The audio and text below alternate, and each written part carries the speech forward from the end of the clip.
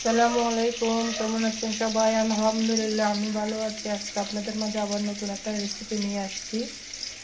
রুই মাছের পেটি দিয়ে আজকে মিষ্টি কুমড়া রান্না করব।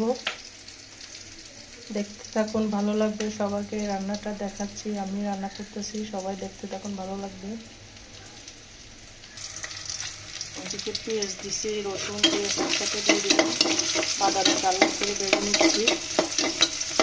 দেখুন একদম ব্রাউন কালার হয়ে গেলে একটা ফ্লেভার আসে, অনেক মজা হয়। এটা আমার শাশুড়ি কাছ থেকে সেটা পেঁয়াজ রসুনটা একদম লাল করে ভেজে নিয়ে তরকারিতে, তারপর সুঘ্রাণ আসে।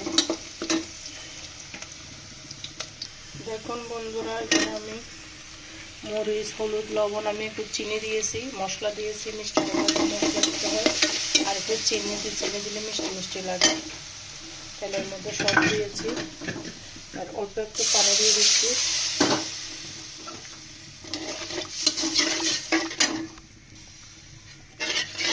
পানি দিয়ে কষিয়ে নেব, কাঁচামরিচও দেবো। মিষ্টি কুমড়াতে মশলা আর আপনার চিনিটা দিলে বেশি টেস্ট বাড়ে, টেস্টটা ভালো আসে। কেমন হয়েছে বলবেন, অবশ্যই কমেন্টস করবেন, লাইক করবেন। দেখতে থাকুন, ভালো লাগবে।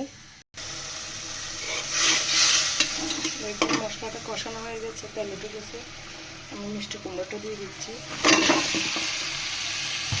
অপশনটা নেড়ে দিচ্ছি। মাছ সহ দিয়ে দিলাম মিষ্টি কুমড়া একসাথে। দেখতে থাকুন, দেখুন নেড়ে চেড়ে পানি দিয়ে দিচ্ছি, অফ ক্যামেরায় নেড়ে দিয়েছিলাম। এবার হতে থাক। দেখুন, আর এতটুকু যদি আমার ভিডিওটা ভালো লাগে একটা লাইক দিবেন, আর নতুন হয়ে থাকলে একটা সাবস্ক্রাইব করে দেবেন প্লিজ, পাশে থাকবেন। দেখুন আমার তরকারির অবস্থা,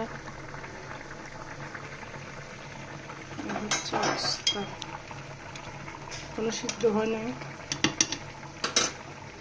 একটু পরে সিদ্ধ হয়ে গেলে দেখাই দিচ্ছে আপনাদের। দেখুন বন্ধুরা, হয়ে গেছে, ঝুল ঘন হয়ে গেছে। যখন দেখবেন এরকম বড় বড় বাউল আসবে তখন বুঝবেন তরকারিটা হয়ে গেছে। এটা আমার শাশুড়ি আমাকে বলেছে যখন বিয়ে হয়েছে তখন। এই বড় বড় বাউল যখন আসবে, ঘন ঘন বাউল, তখন মনে করবেন আপনার তরকারি রান্নাটা কমপ্লিট। এই হচ্ছে আমার মিষ্টি কুমড়ো দিয়ে রুই মাছের পেটি আর লেজ দিয়ে রান্না।